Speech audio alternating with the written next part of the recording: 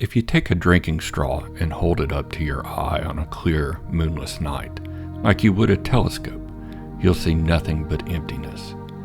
In fact, in that tiniest sliver of sky, there's 1 quadrillion stars. And that doesn't even count what is in the non-observable universe. That is, the part of the universe that has already slipped beyond what's called the cosmic horizon.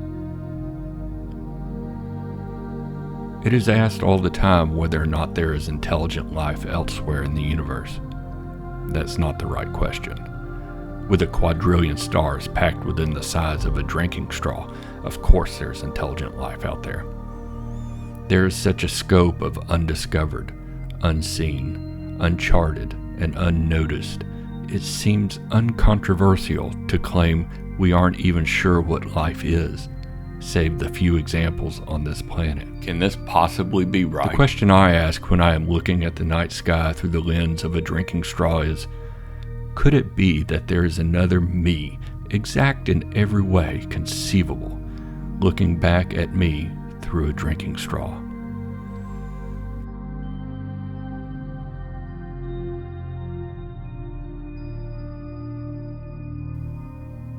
Once people believed that grains of sand were the smallest things that existed.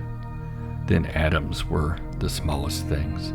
Then it turned out that even atoms were made of still smaller things like neutrons and protons and electrons. Then it was discovered that even these fundamental building blocks are made up of even smaller, more fundamental building blocks called quarks. The question about what is the smallest thing is about as meaningless as asking what is the largest thing, because once you declare it to be the smallest or the largest, a troubling question comes up. How do you know? The question I ask when I am holding a grain of sand is, could it be that a civilization is in the palm of my hand trying to conduct a cosmic background radiation test?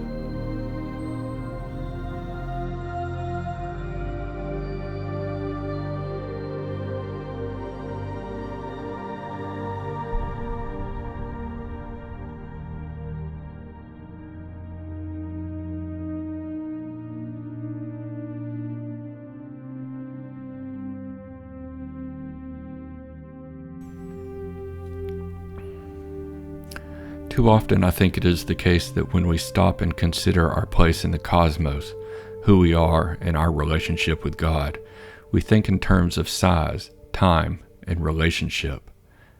We are so small compared to the night sky, and a grain of sand hardly is worth our noticing.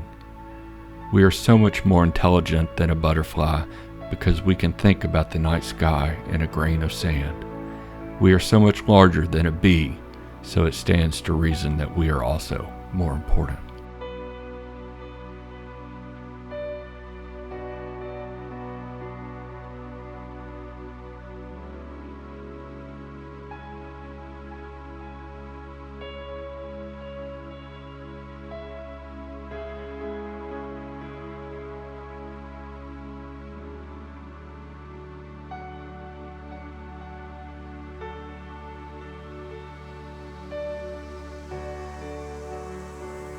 But maybe none of that is right. What if we aren't smarter than butterflies? Rather, what if we are no different than butterflies? What if we are, in fact, smaller than bees? What if flowers are as intelligent as we are? What if there is no such thing as larger or smaller, simpler or more complicated? Physics gives rise to chemistry, and chemistry brings about biology, and biology introduces psychology or consciousness. But is it not the consciousness of God which started physics? We aren't made up of tiny bits of stuff. But what if we are made down from the image of God? Creatures created out of the mind of God, the no-thingness who God is, rather than the nothingness anticipating the least complicated something, which is infinitely more diverse and blended than nothing.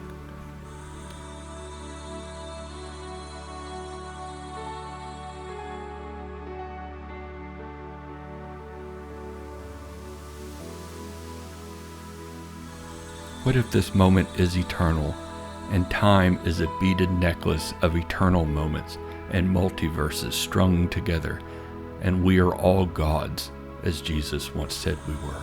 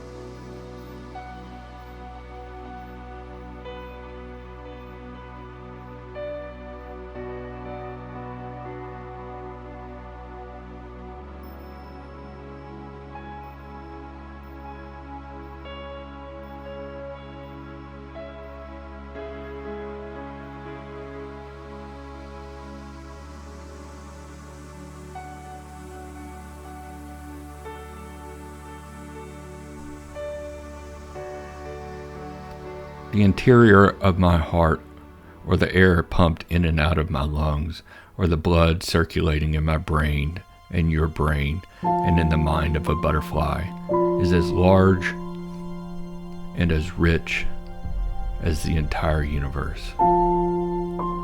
The width of a proton is proportional to the diameter of the universe, and that resonance declines a mechanical explanation of creation. Rather, creation speaks with a collective consciousness. Bees and butterflies are not mindless gadgets used by a dispassionate universe to pollinate equally mindless flowers. As they live into the narrative of their life, we do the same. God does the same.